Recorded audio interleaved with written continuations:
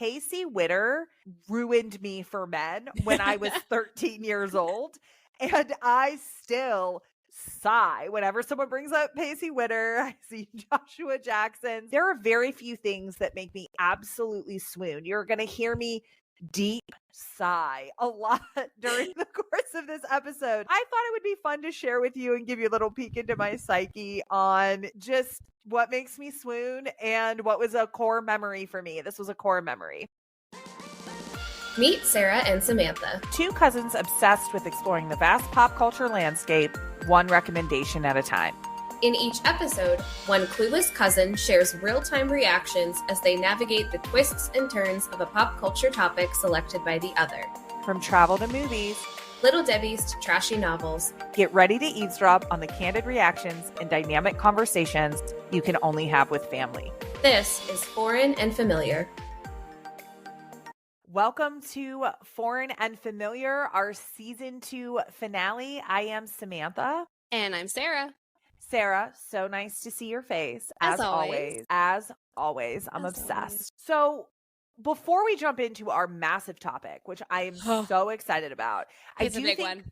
Oh, it's a huge one. It's my personal white whale, the one that I have wanted to tackle forever. But before we jump into that, I just want to say thank you. For the first time ever, I successfully was able to lower blinds, like the stack blinds, with your help. We have some sun coming in on my side, and I was actually just going to move my background and pod from a completely different scenario because I don't know how to work the 3 strings. And Sarah, Coach Sarah, educator, teacher, you helped me to now be able to close blinds, and I feel like my entire world is now open and the possibilities are endless. I'm so glad that I could help. I would say an oddly large portion of my school day is teaching kids how to use blinds. It's wild. I don't believe you. I think you're just being nice to me because I don't I'm know. Serious. So Sarah, you teach science, right? I teach science, yes. And the way that the windows in our classroom are positioned, at the end of the school day, the sun shines directly through the windows. And so I would say like at least a third of the class is like blinded by the sun. And so it's got to the point where I'm like, I'm in the middle of teaching. If you need to pull the blinds down to be comfortable, that's fine. Go do it yourself. And I have curtains up, but they're just like the twisty rods that, do you know what I mean? Like you twist them to extend. So if they pull too hard on the curtains, the whole thing comes down. So it's now, don't touch the curtains. They're just there for show. You can close the blinds though. And then 3 minutes later, I have to stop anyway to show them how to pull the blinds down. So, well, I'm glad that you went to school and got your master's and are teaching, because I am a beneficiary of you telling children how to. I'm in that group, so thank you. You're feel welcome. Wonderful about it. I'm so glad that I can use those skills. Speaking of things that blindside you and come out of nowhere, we know that podcasting is always sweeter with a snack. We have gone through, I think, a lot of really awesome deep cuts on this season of Foreign and Familiar. But Sarah, we have left a really good deep cut for this finale. Today we are talking about the Little Debbie Devil Cream. This is a soft devil's food cake layered with fluffy cream filling, creating a melt in your mouth experience. That's a wonderful description. I don't know that I've heard Little Debbie put any more oomph into a description than that one. They went hard on this one. The only thing that I think it's missing, just for our listeners, is it's a chocolate sandwich with a cream in the center, and it's an oblong shape. So I think that that's the only thing that's missing. It was the first time that I had a devil dog. Had you had one before? No, this was never something that I thought to pick up before. I agree. Like, I used to see them on the shelves, and I thought, why would I do that? I feel like a lot of snack cakes will do knockoffs of Little Debbie's, but when I saw these devil dogs, I thought Little Debbie was doing a knockoff of a different snack cake. And so I never really thought it would be that good. I just thought it was and we have this option as well. Right. And I think you could probably relate to this, Sam, both having grown up in PA. Gobs, whoopie pies, there's like a difference between a good gob or whoopie pie and just an okay one. You know, there's the Buttercream. The cake that sticks to your fingers, the cooked buttercream icing. You cannot beat a good, solid, homemade gob/whoopie pie. I say gobs. Do you say gobs or whoopie pie? No, I say whoopie pie, but I get it. It's just a dialect thing. It's just an area, because I am from Western PA, but I grew up in Eastern PA. I would agree with you, though, and just as you were saying this, I was thinking, there's nothing like that. You could not find a whoopie pie out here in Chicago. Right. Let alone like one of the homemade ones. Like when you stop by the Amish stands in Lancaster, yes, and they are just selling whoopie pies, and they're like $1.50. That's the best $1.50 you're ever gonna spend. Yeah, they have to be fresh though, and they don't keep long. They don't keep long. They don't. So you have to eat them quickly, which I would not complain about. So for me, seeing Devil Creams, why in the world would I bother buying these? And I think I was wrong. I think I was wrong too, because this is delicious. It was so good. I think the description that you read from the website, I think that they know how good it is, because that's why they put all of the effort into the description. So for me, I always thought that Devil's Food Cake was just chocolate cake. Okay. Right. I understand Angel's Food Cake is light and fluffy. I've never had that experience with Devil's Food Cake before this snack cake. So I would agree. It was light. It was fluffy. I thought the cream was marshmallow. It was so good. It was light. It was moist. It was marshmallow in the center. It was tasty. And I ration the ones that you have. I would pick these up at any point in time. It was such a pleasant surprise for me. Oh, for sure. The ratio of cake to icing was perfect. I'm going to channel Paul Hollywood from Great British Bake Off. It wasn't stodgy. Some of these other varieties that we haven't talked about yet, they are really dense and stodgy, and I don't really care for them. Right. These ones are light, delicious, wonderful. What a pleasant surprise, especially because I have actively spent the majority of my grocery shopping years rolling my eyes when I see them on the shelves. Right. And also thinking, who would ever buy those? Exactly. And I mean, my whole family loves Little Debbie's, and I can't ever remember a time where they had these. So I feel like I was cheated out of them. Well, listen, this pod is opening our horizons to a lot of things, and some of them are Little Debbie's. So I'm so glad that we felt the same way. And thank you for sending them to me, because honestly, I don't think I would have ever selected these to chat about, but these were winners in my book for sure. For sure. Speaking of things that are winners in your book, Sam, let's get into our topic for today. What are we discussing? Today, we are discussing season 3 of the teen drama Dawson's Creek. So this ran from fall 1999 to spring 2000 on the WB, which was before the CW. So a teen show back in the day. Why did you recommend this show, specifically this season? I recommended this season and this show for a couple different reasons. As we're getting to know each other and we're sharing things that we really enjoy, this season of Dawson's Creek has been so fundamental to my life. I have such fond memories about it. So when this season came out, I was 13 or 14 years old, middle school, like right into middle school, right? You know, you have to remember there was no social media, no internet. It was on television. You know, we would run and we would go try to watch this on Wednesday nights. Yeah. I firmly believe I've watched a lot of the teen shows growing up, so on and so forth, that Dawson's Creek is one of, if not the best teen shows of all time. And we're going to get into that in the cultural notes in a minute here.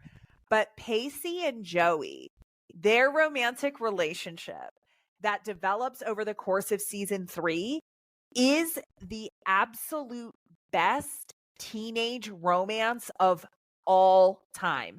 hands down. Pacey Witter ruined me for men when I was 13 years old. And I still sigh whenever someone brings up Pacey Witter. I see Joshua Jackson. It's just the way that this is set up. Dawson's Creek set the mold for how to develop a teenage relationship with high stakes. And I just wanted to share it with you. There are very few things that make me absolutely swoon. You're going to hear me deep sigh a lot during the course of this episode. You're going to hear me just say, I just can't believe it. I can't.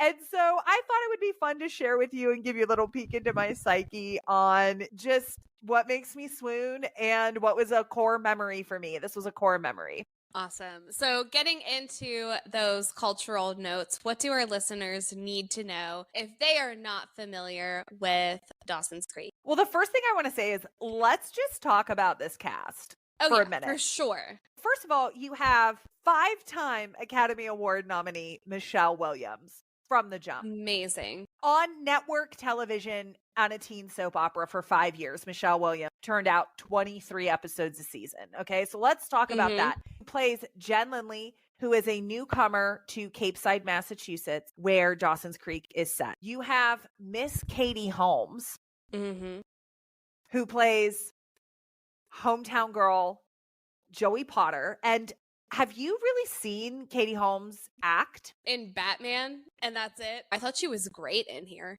She was, I thought she was a revelation watching it now. She's fantastic as Joey Potter. She is Joey Potter. It was surprising to me because I would completely agree with you. I think outside of Dawson's Creek and her playing Joey Potter, I totally understand why people would say she's not a great actress, while people were more interested in her personal life. She never really got another super meaty role or something where she could really own this, but she owns this character. She cannot take your eyes off her when she is on screen. I thought I really enjoyed rewatching her. On top of that, you have Joshua Jackson. Are you familiar with Joshua Jackson? Well, I am now because of the skulls. Oh, that's right. We did the skull. But okay. But before that, did you watch any Joshua Jackson stuff? Before that, I don't think so.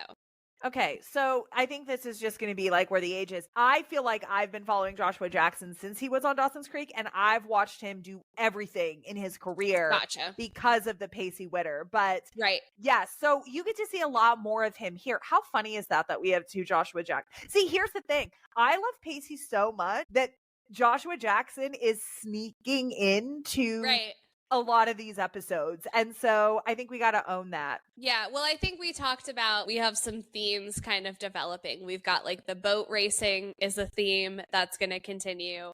Joshua Jackson is a theme that's going to continue. Craig T. Nelson has made multiple appearances. So I think we're finding our patterns. John Candy, the Lawrence brothers. Yeah. Anyway. Just right. He plays Pacey Witter, who is, I would say, the town screw up in the first couple seasons. Him and Dawson are best friends. And so, of course, we are saving the worst for last. James Vanderbeek plays Dawson Leary, who is the film-obsessed high schooler that wants to be the next Steven Spielberg and obnoxiously walks around and actually thinks he is. So, yeah, we have strong thoughts about Dawson Leary. I have nothing against James Vanderbeek, just against Dawson. That's fair. Yeah. So all-star cast here. And then you see some other ones that come through in future seasons. Busy Phillips joins the cast as Audrey, which is one of Joey's roommates in college. I think what's cool about that is Michelle Williams and Busy Phillips in real life are still best friends to this day. Busy Phillips is always Michelle Williams' date to the red carpet at the Academy Awards. And so it's nice to see that relationship formed here on the show and it carries through. You also have Kerr Smith as Jack McPhee. And he had a little bit of a run, I would say, in the late 90s, early 2000s. He was in some of those teen movies. Meredith Monroe, who plays his sister, Andy, who is the studious SAT driven. I don't know. You are Andy McPhee, I think you have said. I think I am. Yeah. One of the things that really stuck out for me was the character of Grams. I think just because that's what I called my grandma. Passed away 2 or 3 years ago, maybe even 4 at this point. And I've never heard anybody else use that term until Dawson's Creek. And it was just so cool for me to see a character named after seemingly my own grandma. I've never heard that. What I like about the Grams character is she is so kind of old fashioned and she knows what's right and wrong, but she is so accommodating and she is so hip to understand that the new generation thinks of things in a different way. Honestly, she reminds me of Stone Grinder. She really does. My grandma, we call her Stone Grinder. That's so weird. I can't believe I'm saying that in the podcast, but she reminds me of my grandma because my grandma said the same thing. Like my grandma grew up in the, was born in the 30s. And so she knows that this generation is completely different than that one. And she definitely has her moral code and how she's lived her life. And she provides really good insight, but I never feel judged by her. I can honestly say that. And I feel like Grams on this show is very similar to that. So I'm so glad you brought her up because I don't know that we would have chatted about her as we're going through the plot point here. Right. Additional things for people to know is that the show takes place in the fictional Cape Side, Massachusetts, but it is shot in North Carolina. And I think what's very important, and just to have some of the heavyweights, so again, you have this undiscovered cast that has gone on to really rock Hollywood by storm. It was created by Kevin Williamson. Kevin Williamson did the Scream franchise, I Know What You Did Last Summer, The Faculty, and Sarah, he also has done Vampire Diaries. Were you aware of that? I was not aware of that, and I am currently watching Vampire Diaries. And there is also a Grams character in the Vampire Diaries, so that totally tracks. So he absolutely called his grandma Grams. For sure. Dawson's Creek, when it came out in 1998, before it even debuted, the National Council of Parents or whatever released a press release that Dawson's Creek is the worst show of all time. And if you care about your children, you will not let your children watch Dawson's Creek. They pulled out the racy plots and the dialogue, how the characters were so openly talking about sex and condoms, casual hookup. And also, I think you have to look at the sign of the times. It was 1998. A lot of these organizations had an issue with homosexuality and a gay character. So Jack McPhee, played by Kerr Smith, is a gay character in Cape Side, Massachusetts. He actually really mirrors Kevin Williamson's experience himself. And when I was watching this for this pod, it really struck me a lot on how authentic the experience of Jack's dialogue is as he's coming to terms with his sexuality, about some of the conversations that they're having about him coming out and being able to have acceptance and be out, and what does him being out look like. And it's, I think, a storyline that you could take and you could pluck into 2024.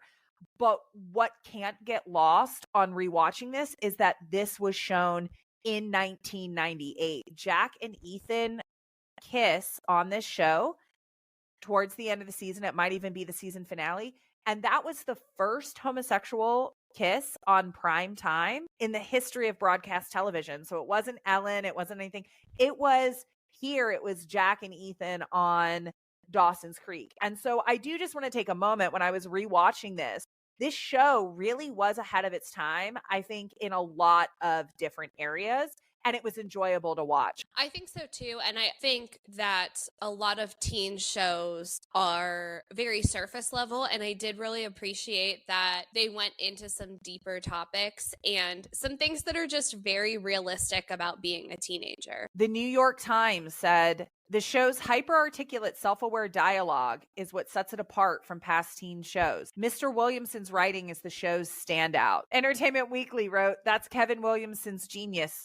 Justice Scream Creek simultaneously works as a teen soap, can't help but get caught up in the Dawson, Jen, and Joey triangle, and comments ironically on the genre. San Francisco Chronicle said that it is downright luxuriant, and it doesn't have the rushed feel of so many teen shows. The edginess is in the situations and not the pacing, and that it's an addictive drama with considerable heart. So back then it was being recognized and heralded as a show that was really breaking the mold and elevating what a teen show could be.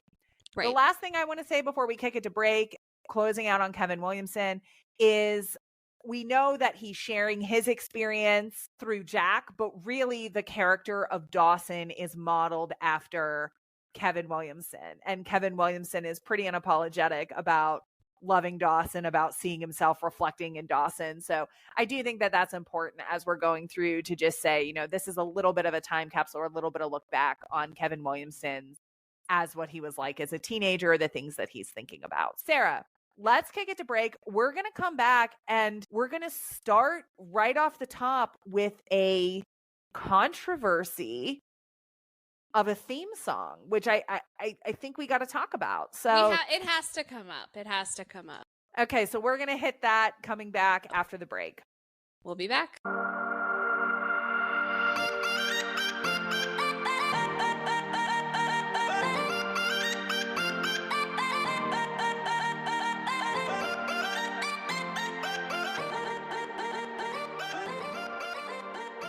All right, we are back from break. Today we are talking about Dawson's Creek, specifically season 3 of Dawson's Creek. So Sam, cousin husband and I, we like to play this game. When we're driving, we'll find a YouTube video that has theme songs from TV shows, and we'll try to guess the theme song and keep track of who gets the most. We've done Nickelodeon shows, cartoons, anime, late 90s, early 2000s sitcoms. I feel like I have a pretty good handle on TV show theme songs, even if I've not watched the show.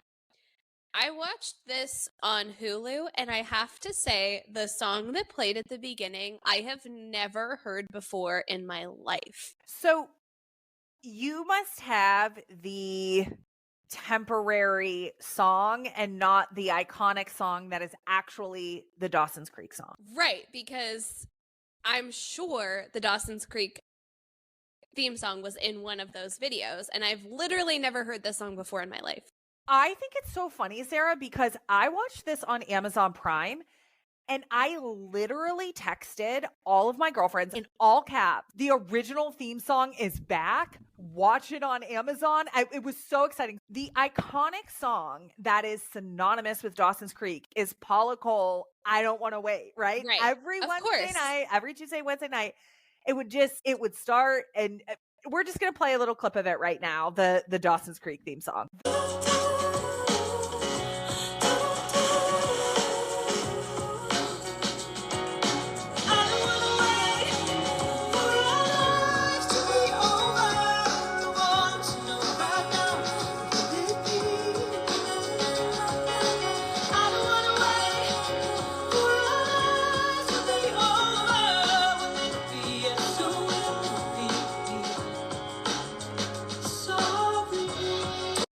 It's been so synonymous. Like, I would hear Paula Cole on the television, I would go running to the screen.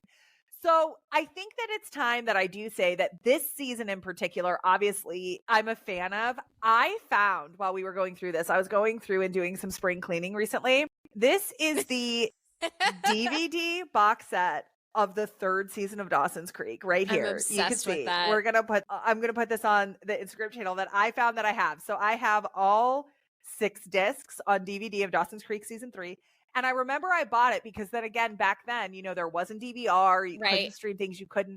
And so when I bought this, it is the switched theme song that you probably are experiencing. Mm-hmm. And I was so angry. You know what? We just have to play. We just have to play that version of it. I'm sorry. Yeah. We just have to play it so people can see the difference.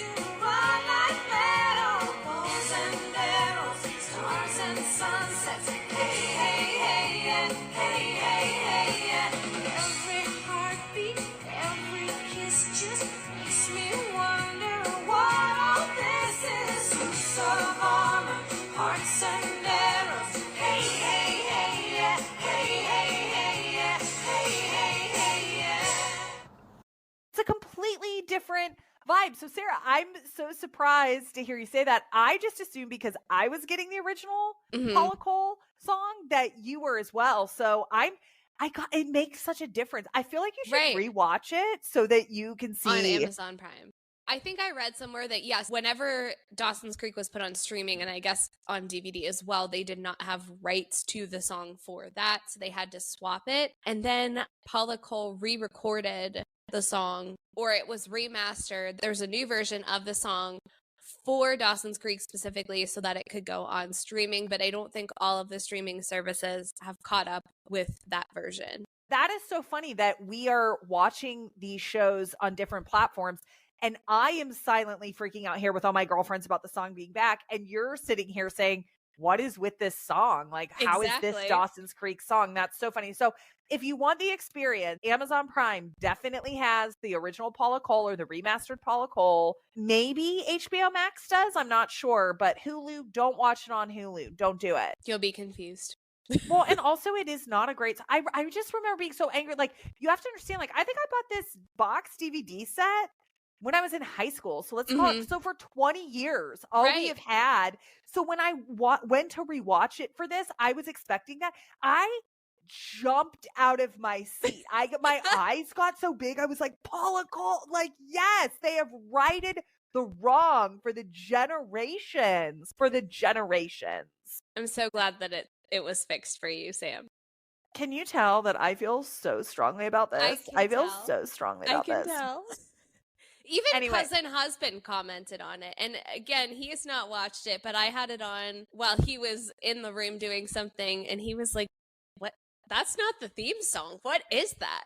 So it's a mind-blowingly weird choice. Yeah. It was a weird choice for a intermission song, and now it is in the lore because it was there for 20 years. I would argue that has been the theme song of Dawson's Creek much longer than the Paula Cole one has. I would think so at this point. This is just the credits, ladies and gentlemen. Thank you for listening. We are digging into Dawson's Creek season 3.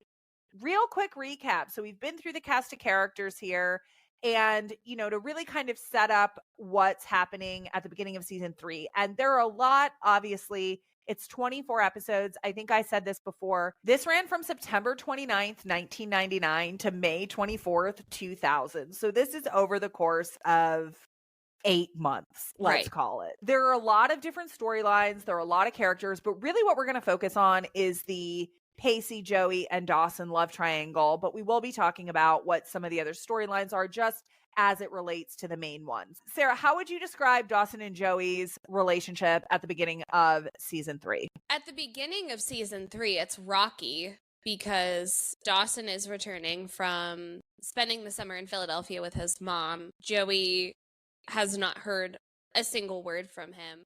I would say they're definitely best friends. They're always at each other's houses. They just climb in the windows.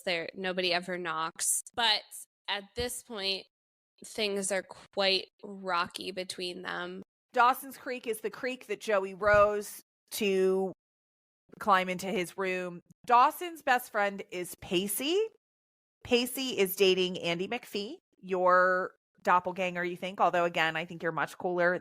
The season really starts with Pacey and Dawson in his room talking about, what are you going to do when you see Joey? Are you going to give her a hug? Are you going to run the other way like a little bitch, which he does. Spoiler alert, that's what Dawson does decide to do. But basically what happens is Dawson meets this girl that's passing through town named Eve, played by Brittany McDaniel. Sarah, I think the less we say about Eve, the better.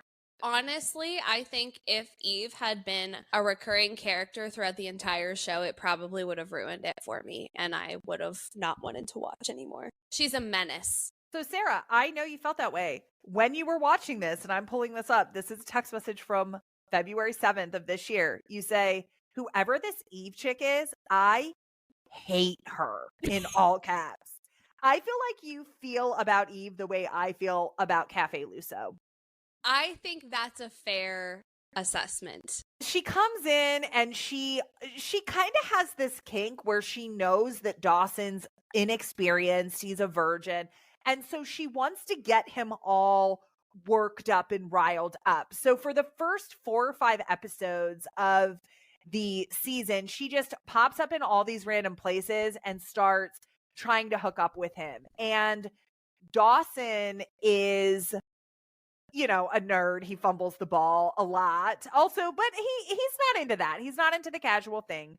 But he does certainly flaunt Eve in front of Joey in a distasteful way for the first couple episodes. Joey catches them half naked together a handful of times. He flaunts Eve in front of Joey so much.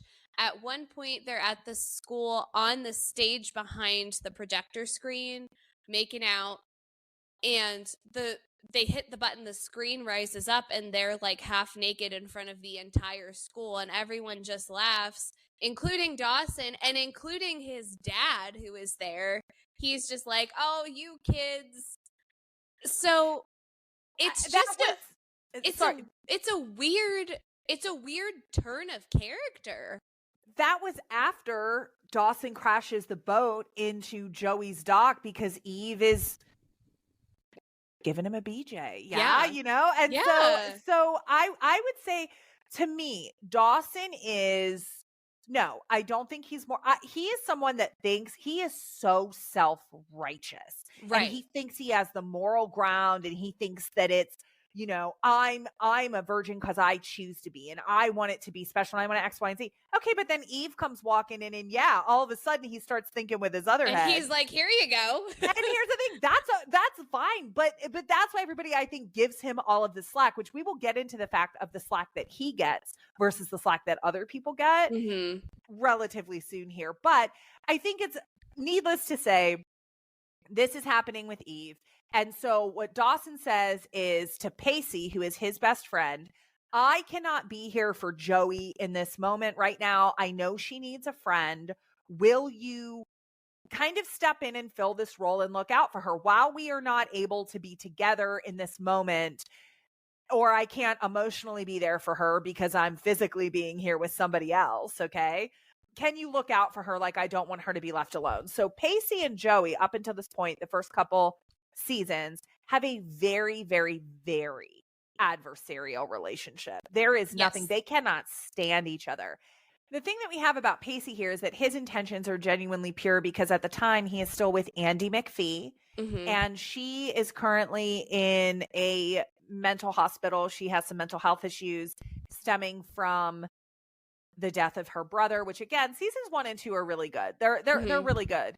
And she comes home and he's so excited to be with her. I think they had a really wonderful relationship, especially over season 2, because Pacey was always kind of the town screw up. He's always on the brink of failing out of high school. He has an affair with his teacher at 16 in season 1. So he's focused on other things, I would say. I mean, Arya and Ezra did it better, I think, but okay, first of all, Arya and Ezra are gross. I mean, if we're going to do this Pretty Little Liars, first of all, this was, again, 20 years before Arya and Ezra. It wasn't okay then, but it is the change of, it's the female teacher.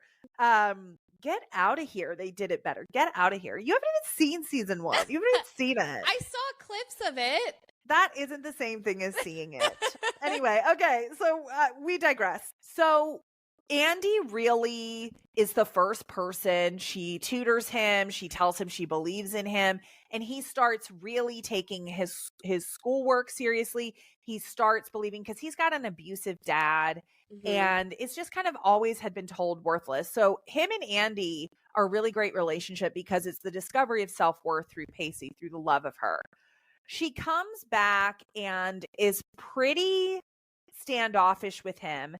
And you find out really early in the season that while she was away, that she slept with somebody else. And so that puts Pacey and her at a crossroads. She fights him a little bit, tries to convince him that, yes, it's over with the other guy. It was a one-time thing, a moment of weakness. She loves him. She wants to be with him. And he is just done. Yeah, I think he handles that breakup with a lot of honor. I have mixed feelings about how he handles it afterwards. He doesn't ever broadcast it to the world. I don't even know that he says anything to their friends. He definitely doesn't make it known to the entire school. But he does kind of make some snide comments off to the side to her, like, well, that's interesting because as far as I know, people don't cheat on their boyfriends. So I'm not sure how I feel about. But doesn't she kind of, they go tit for tat on a couple things, and she does have some sour grapes over him breaking up with her. I mean, she does, there are a couple episodes here where she does file a fake rape claim against somebody because she wants him to come in and protect her. So, oh, right. She kind of goes off the deep end a little bit later, I think. And I guess maybe it's just part of their banter. It just seemed a little too fresh to be making fun of, in my opinion. But yes, but to your point, I mean, I think that he is in touch with his feelings. I think to your point, whether they go back and forth and does he always handle it with grace, I don't know. But I do think that he really protects her privacy with the friend group. So where we're at right now is everybody is not entangled in any type of relationship, which is going to set the stage for the next part of the season. But Sarah, before we get into that, why don't we kick it to break? Yep, we'll be back.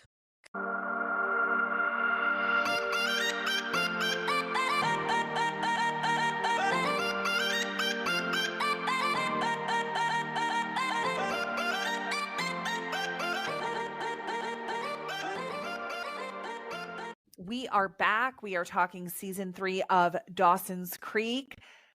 Through a couple episodes as Pacey and Joey are still, it's very platonic. It's he's kind of pushing his way in to be her friend. I don't know that she's really receptive to it at first, but he kind of starts wearing her down a little bit. Right.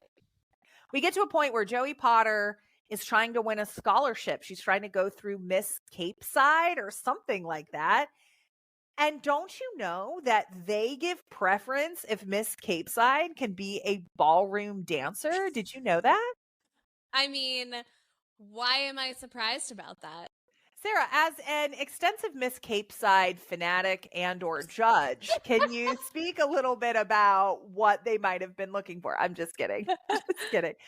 So it just so happens that Pacey is failing trigonometry, failing geometry. I don't know. Andy's not in his life anymore. He's dealing with a breakup, but also he's kind of lost his tutor. So let's get straight for that.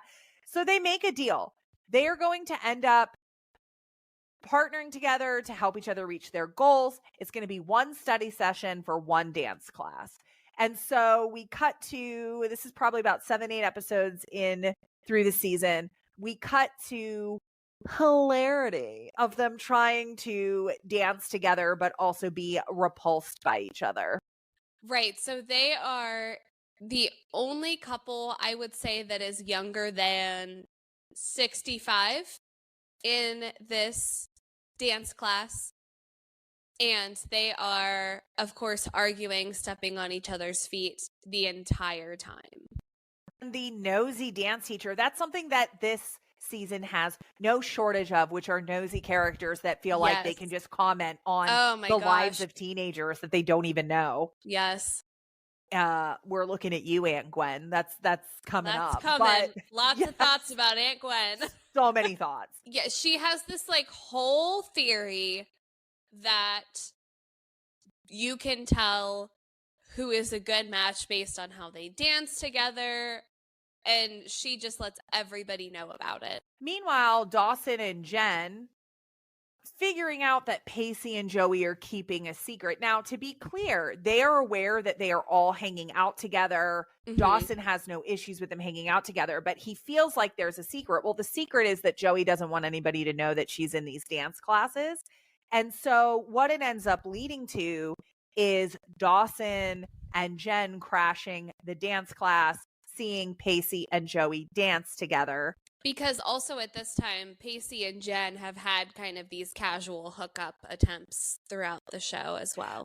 But to be clear, they just made out. And attempts. That's why I said attempts. And here's the thing. They definitely try. Here's what was interesting that I picked up for the first time. If you would have asked me if they slept together, Pacey and Jen, I would have said absolutely. I didn't remember that it was only makeouts. Mhm. So, but they definitely tried. They Oh, they definitely did. tried. They Oh, you tried. know what starts it is Pacey and Jen are smooching in Dawson's bedroom. Jen goes and hides.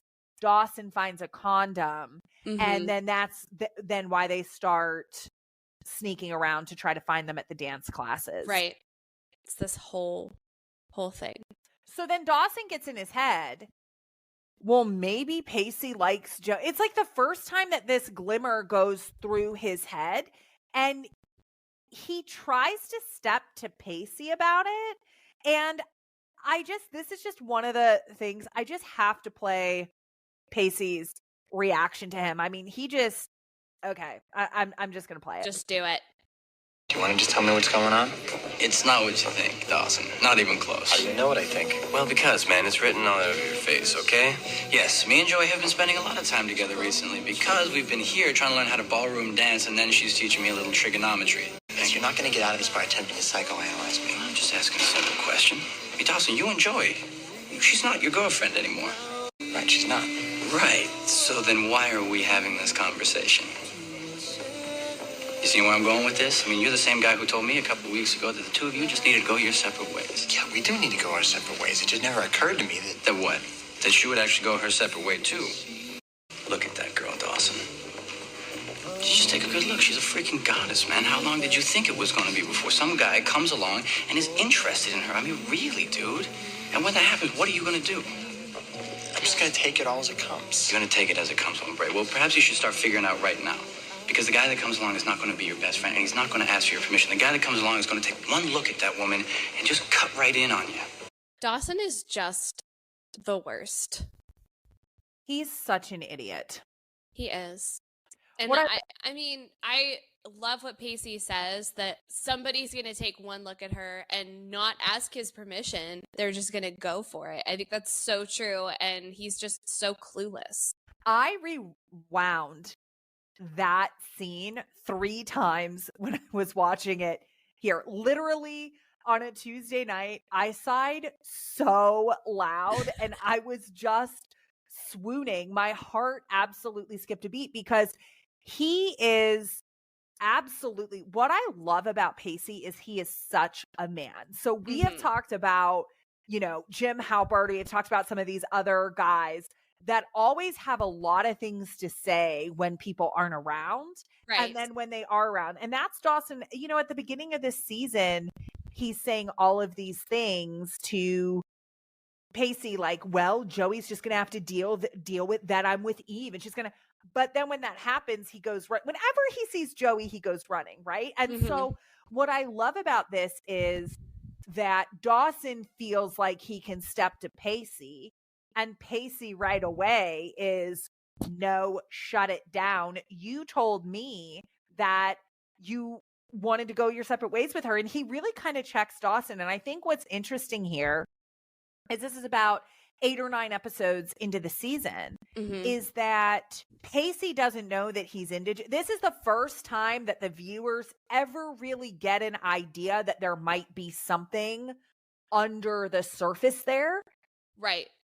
But I think what's really interesting is Joey has shown no inclination towards Pacey. This is the first time that you see that. But the way that Joshua Jackson plays this is that Pacey is just kind of, it feels like in that clip, his masculinity, it's more about the bravado and it's more about Dawson.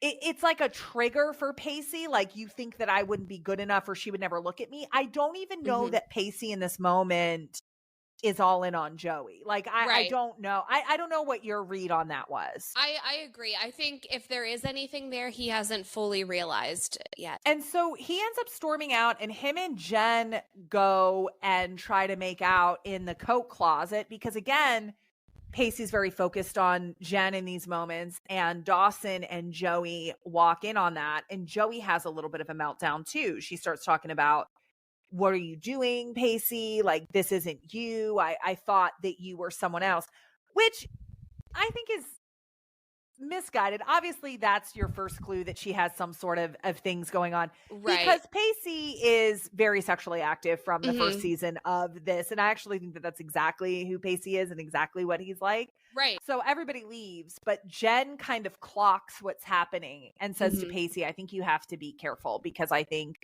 you being upset about Dawson and Joey being upset about like there's something going on here. Jen's super perceptive this entire season. She is. She gets it before anybody else does. What I like about her character is she's supportive of it too. She Mhm. does not, she says, I think very consistently through the season, this is going to be really tricky. This is going to be really difficult. But if you guys are really into each other, this is just something that you have to go through. Like you don't get to bypass that. Right. And so I think that Jen's a really good friend. I think so too. I like Jen a lot. The other thing that I would say is that at this point, Pacey decides while he has broken up with Andy that he is going to refurbish a boat. He's going to take all the time that he was going to have, I guess, studying and making out with Andy. And he's going to refurbish a boat that he is. What is the name of the boat going to be, Sarah? True Love. Over the course of, let's call it the next 5 episodes or so, there's just continuing to be storylines outside of this trio that are moving. Jen starts dating a high school football, a freshman in high school. That one, I think that's the same thing. Skip that one. Henry's a psychopath. Yeah. I thought he was sweet at the beginning, but ugh. It Never was just mind. kind of like so cyclical that you Right. got tired of getting Exactly. yeah. Yeah. You're dealing with Andy and the fallout. Andy cheats on the PSATs. Huge. Huge. Jack is dealing with some of his things. So again, there are a lot of things that are happening, Right. but there is also a large amount of time that the 3, Pacey, Joey, and Dawson, are all hanging out together. And Dawson and Joey are trying to find and navigate what does our new friendship look like. So the 3 of Mhm. them are really kind of palling around quite a bit over the next few episodes. There's a scene where Joey is trying to learn how to drive and drive stick in Mhm. one of the episodes, and Dawson is sitting next to her. Oh gosh, in the driver's side. So real quick before we even get into this, do you drive stick? Oh no. I have no clue how to drive stick. Do you? No, I don't. But has anybody ever tried to teach you to drive stick? I think my grandfather, like one time when I was like 14 on a back road, like right outside his house. I had a guy that I was dating and that I was interested in Mhm. that tried to teach me how to drive stick. And I do have to say, as somebody that's kind of been in that scenario where you're kind of like dating this guy or whatever, there is an absolute vulnerability to it. And there is like the thing where like, you know, the guy can be like, oh, I know how to drive stick. And like, oh, you're so silly. But like, so I will say like, I understand. Honestly, I feel like driving stick in front of somebody that's trying to teach you is very vulnerable, no matter if it's a Right. romantic suitor or whoever it is, because it's a really hard thing to do. But no, I don't drive stick at all. At all. No. No. So we start the episode and Dawson is trying to help her drive stick. And how would you describe Dawson's approach? Dawson's a horrible teacher. Pacey at one point kind of pops up from the back and starts giving his input, and Joey just gets frustrated and calls it quits. Cut to later in the episode where I think Pacey is finally realizing that he does have feelings for Joey and is wanting to talk to her about it. And he attempts to, but chickens out at the last moment and just kind of gives her some advice for driving stick. Then he and Joey get in the truck together and he is able to successfully teach her how to drive up the driveway. He knows, he gets her. He does. gets her. He knows.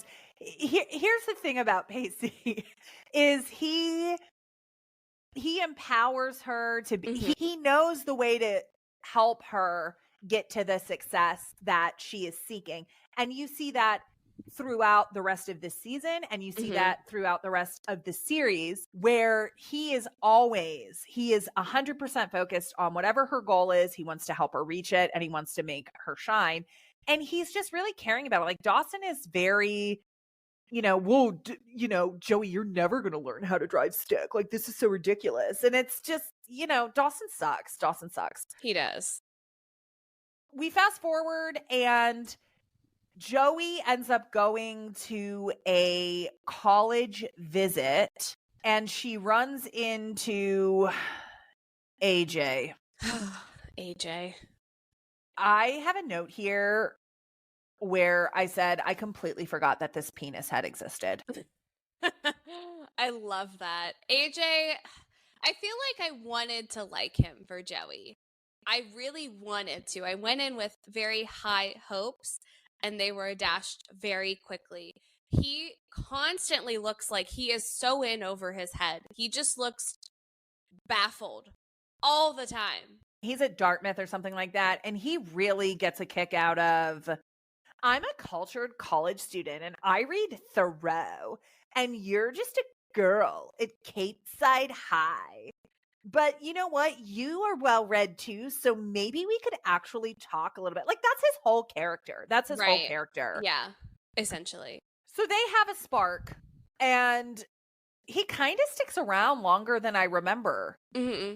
He's in for a couple different episodes. Yeah, he's there for a while. Yeah, and I think where things really kind of change is Joey and her sister are opening a bed and breakfast. And Pacey, again, we're going to come in and talk about Pacey. He does PR for Joey's bed and breakfast, which I think is excellent in the sense of he has a writer come and get ready to review it. The only problem is that they don't have anybody to fill the bed and breakfast. And Pacey was really involved in like helping get the B&B together too. He did a lot of painting, getting the rooms ready. So he's been there from the beginning. So Pacey really is committed to making sure that the writer has a good time. Everybody pitches in on this.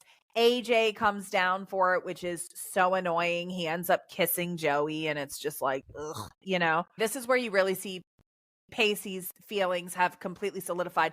There's a conversation between all of the main characters when the electricity goes out, because of course it does, because it's hijinks while the writer's there. Of course. And I actually think it's Grams that has the line and really makes it Sarah. It's for Grams. Go ahead. Grams says something along the lines of you know that you really love someone when you are content just to watch over them while they sleep. And so that feels like that's a throwaway line in some of the conversations that are happening as the episode goes through, and Joey's smooching AJ and everybody kind of leaves. Pacey walks back into the house. Joey's asleep on the couch. He puts a blanket over her and then just kind of sits down to watch over her while she sleeps. Next to the fire, Sarah, I sighed so loud. I did too, because I also thought it was a throwaway line. I was like, oh, whatever, advice from Grams. We got to throw it in. And then at the end, I was like, oh. Juniper got scared. I sighed so loud. And I'm like, and he just wants what's best for her. And, it's really earned. This is probably 14 or 15 episodes into the season. Yes. And it has been such a slow burn. Mm-hmm. And you just start to realize this is fantastic. Like, this is awesome. This is awesome. So good. Since we are currently reliving the 90s, Sam, I think we've got to do this old school with a two-parter. So we're going to end this on a cliffhanger, and we'll be back next time with the rest of season 3 of Dawson's Creek. And I do just have to say, it is so good. You guys have to tune back in. It's our first 2-part episode, but it is worth it. It is worth it. It's going to be a wild ride. Thanks for eavesdropping on us. If you can't get enough of the Cousin Chronicles, head over to Instagram and follow @FauxFamPod for more in-depth info and behind-the-scenes details. Or email us at foreignfamiliarpod@gmail.com. Foreign and Familiar is a Flynn & Flynn production. The theme is Colorful by Allerlie von Nicolai.